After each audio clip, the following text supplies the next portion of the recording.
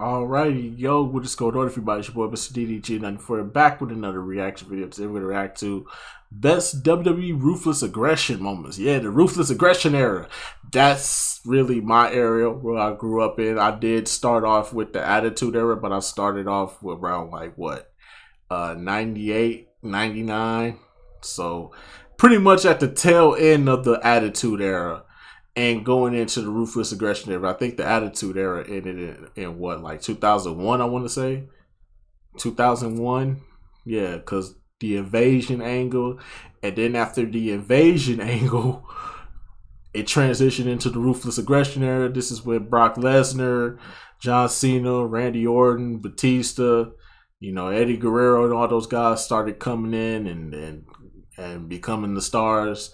Yeah, so the Ruthless Aggression era is the one I resonate with the most because that's the one I had the most time with versus the Attitude era. But I did start off in the Attitude era, and I must say the Attitude era was... That's what I'm talking about! That's why he's everything! That's why he's the GOAT! The GOAT! But we definitely got to go through the Ruthless Aggression era. I'm trying to avoid copyright strikes because they're going to be using clips in here, so I'm just going to try to make sure. So yeah, I'm just protecting myself so that way this video can get out there. Without further ado, let's get right into this.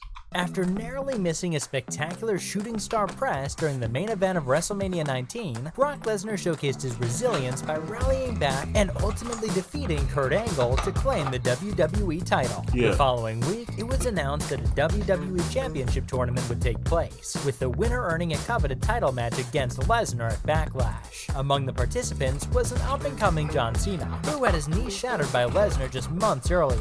Despite the setback, Cena fought his way to the finals and emerged victorious by defeating Benoit. When their match started, Lesnar gained the early advantage, but Cena turned things around by hitting a low blow on Lesnar. Cena then attempted to use a steel chain, but the referee confiscated it before he could execute the move. This interaction allowed Lesnar to capitalize, delivering his devastating F5 on Cena, ultimately retaining the WWE Championship. Immediately after Randy Orton gave the fabulous Moolah an RKO on her 80th birthday, he made it his mission to take out every wrestling legend in sight. Yes, sir. Weeks, the Legend Killer was born. And Rob Van Dam all fell victim to the self-proclaimed Legend Killer. And next on Orton's list was the wrestling legend Mick Foley, which made him a superstar bullying Foley in the making at that time. To defeat the hardcore legend in his signature match. But in the weeks leading up to the event, Foley started to get more crazy and slipped into his alter ego, Cactus Jack. This was bad news for Orton, and when it was time for him to fight at the Backlash pay-per-view, he was clearly unprepared. Orton got hit in the face with a barbed wire bat, thrown back first into a bed of tacks, and even tossed off the top of the stage. But to everyone's surprise, he was able to endure the pain and fight back.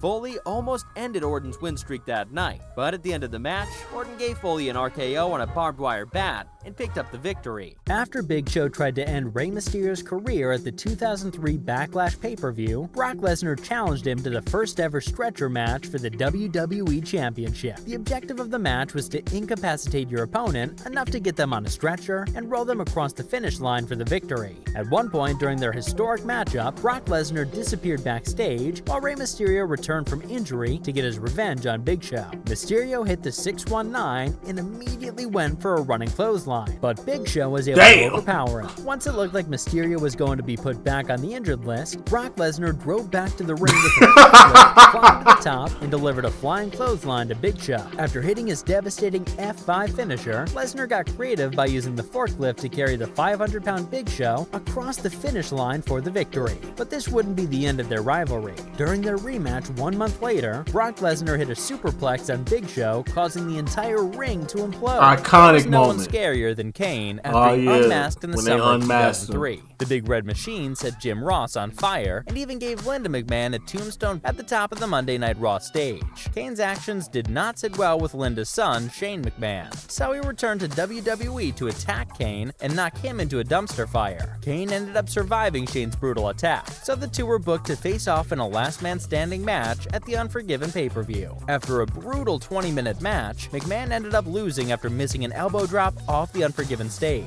Shane was hospitalized after his death-defying flying move, but Kane still showed up to continue his attack. When Shane eventually recovered, he trapped Kane in a limousine and crashed it into the side of a semi-truck. After Kane survived Shane's second attack, the two were scheduled to fight in an ambulance match. Then, after another grueling 20-minute match, Kane was able to secure his second victory and end their feud by incapacitating Shane and trapping him inside an ambulance. When Goldberg entered the 2004 Royal Rumble at number 30, it looked like he was going to win the match and main event WrestleMania 20, but WWE Champion Brock Lesnar decided to spoil those plans by interfering in the Rumble and giving him an F5. This led to Kurt Angle officially eliminating Goldberg from the match. Chris Benoit would go on to win that year's Rumble and challenge Raw Champion Triple H the very next night, so SmackDown was left without a number one contender. Paul Heyman solved that problem by booking a 15-man Royal Rumble, and the winner would get a title match against Brock Lesnar at No Way Out. Eddie Guerrero was the final man standing after eliminating Kurt Angle and booked his title match for the pay-per-view. 2 weeks before the show, Raw General Manager Stone Cold Steve Austin gave Goldberg a front row ticket so he could get revenge on Brock Lesnar, and that's exactly what he did. Just when it looked like Lesnar was going to retain his title, Goldberg interfered and gave him a spear. This allowed Eddie Guerrero to get the victory and become WWE Champion. Shortly after winning the first ever Money in the Bank ladder match at WrestleMania 21, Edge got distracted by his new girlfriend Lita and entered into a feud with two of her ex-boyfriends. During these rivalries with Kane and Matt Hardy, Edge competed in a steel cage, ladder match, and stretcher match. Fighting in all these crazy match stipulations put a lot of wear and tear on his body, which caused him to get injured near the end of the year. But Edge wanted to stay relevant during this injury, so he created his own talk show segment called The Cutting Edge, and used it to start a feud with Hall of Famer Ric Flair.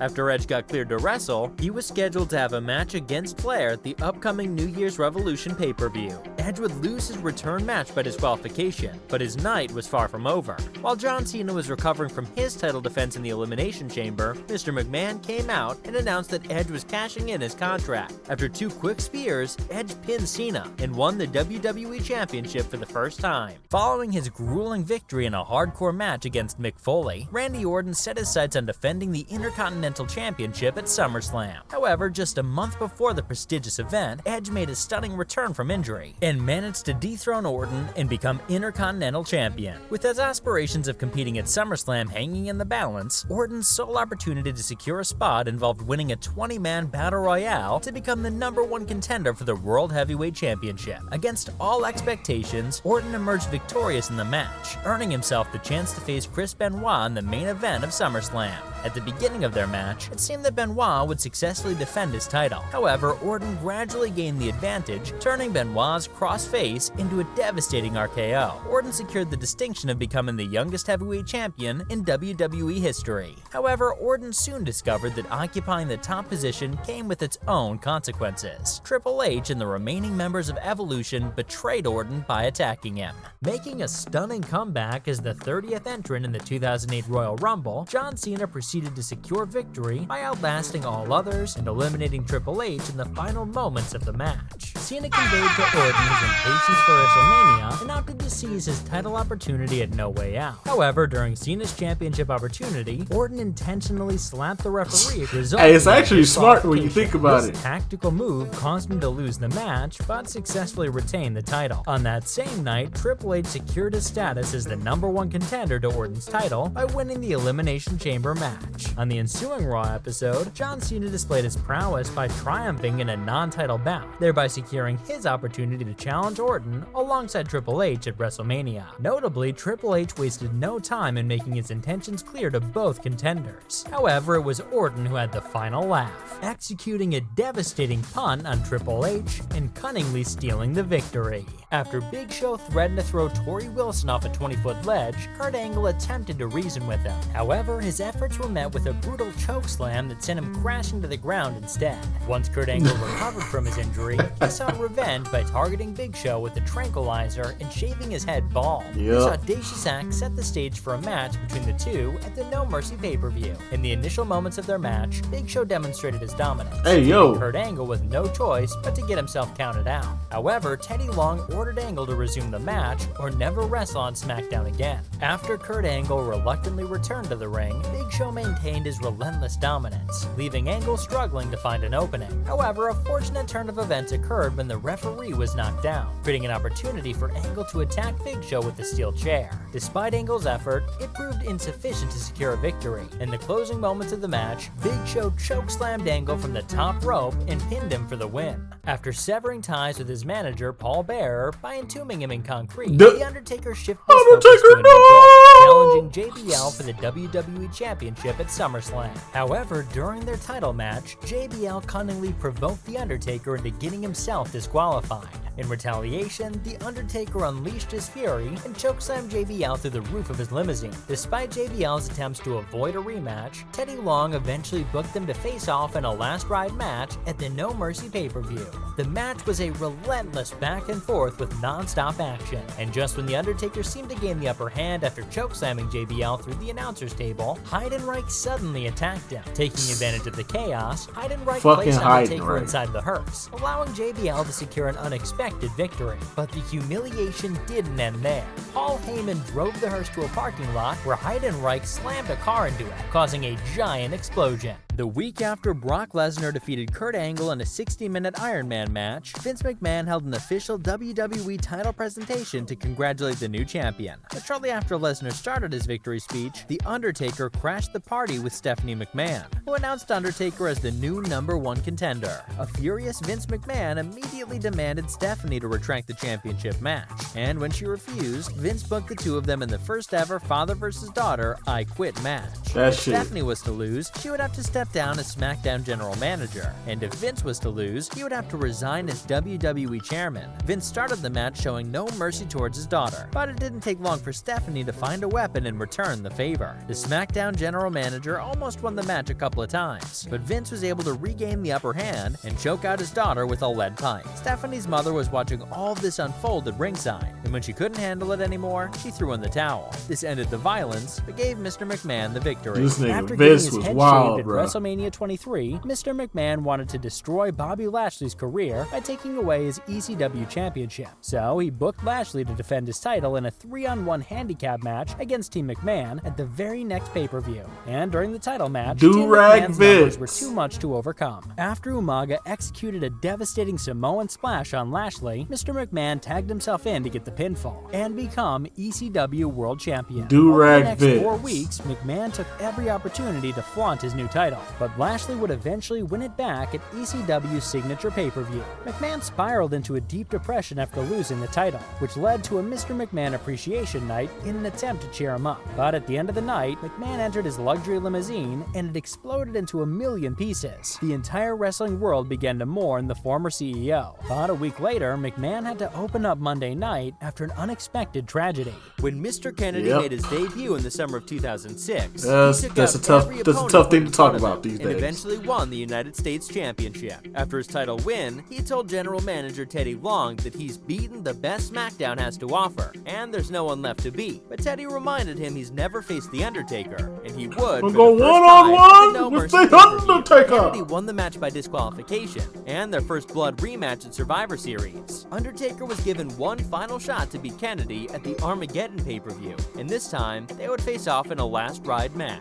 The objective of this stipulation was to throw your opponent in the back of a hearse and drive out of the arena. In the early moments of the match, it looked like Kennedy was going to pick up the victory, but Undertaker emerged from the driver's seat and chased him to the top of the Armageddon set. Undertaker attempted to go for a chokeslam, but Kennedy was able to reverse it and throw him off the top of the set. When Triple H returned to Monday Night Raw after a 4-month hiatus, he immediately betrayed Ric Flair by hitting him in the face with a sledgehammer, and continued the assault backstage, which lasted through an entire commercial break. The following week, Triple H explained to the WWE Universe that he had take the horse behind the barn and pull the trigger after Flair became a shell of his former self. When Flair returned, he told everyone that he would get his revenge at Taboo Tuesday, a pay-per-view where fans got to vote on the match stipulations. The 3 options to choose from were submission match, 1 fall to a finish, and steel cage, which ended up winning with 83% of the vote. In the early moments of their match, Triple H busted Flair open and got him into the figure 4 leg lock, but Flair was able to fight back and return the favor with his own figure 4. At the end of the match, Ric Flair brought a steel chair into the cage to incapacitate Triple H, allowing him to escape with the upset dirtiest victory. player in the After being game. chokeslammed through the ring by Big Show and in the first ever barbed wire cage match, JBL managed to officially retain the title by being the first to escape the cage. However, his celebration later that week was short-lived,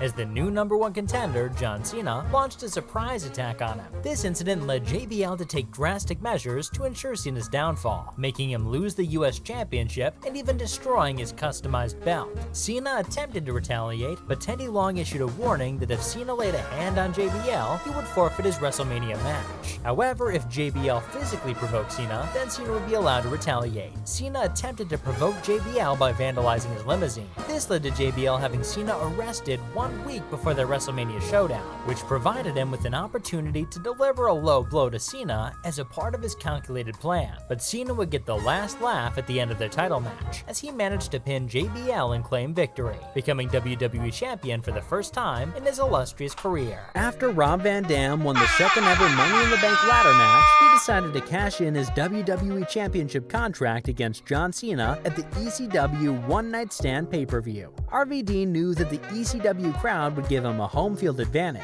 and that was put on full display when John Cena made his entrance to the ring. Cena traditionally threw his t-shirt into the crowd, but this time fans kept throwing it back in the ring. After 20 minutes of back and forth action, Cena accidentally knocked out the referee, allowing someone in a motorcycle helmet to interfere and spear Cena through a table. The mystery man was revealed as Edge, and the crowd immediately broke out in a "Thank you, Edge" chant. RVD then hit a 5-star frog splash on Cena, and Paul Heyman made the 3 count to make RVD WWE Champion for the first time in his career. This became one of ECW's greatest moments, but unfortunately it was short-lived. Less than a month later, RVD would lose the WWE Championship to Edge, who went on to feud with John Cena for the rest of the summer. After Kane helped Mr. McMahon win his Buried Alive match against The Undertaker, he called his brother a coward at the funeral and said he was happy to never see him again. Kane's next goal was to become World Heavyweight Champion, so he entered the Royal Rumble in hopes to become the new #1 contender. But during the match, Undertaker's signature music played, which led to Booker T eliminating a distracted Kane.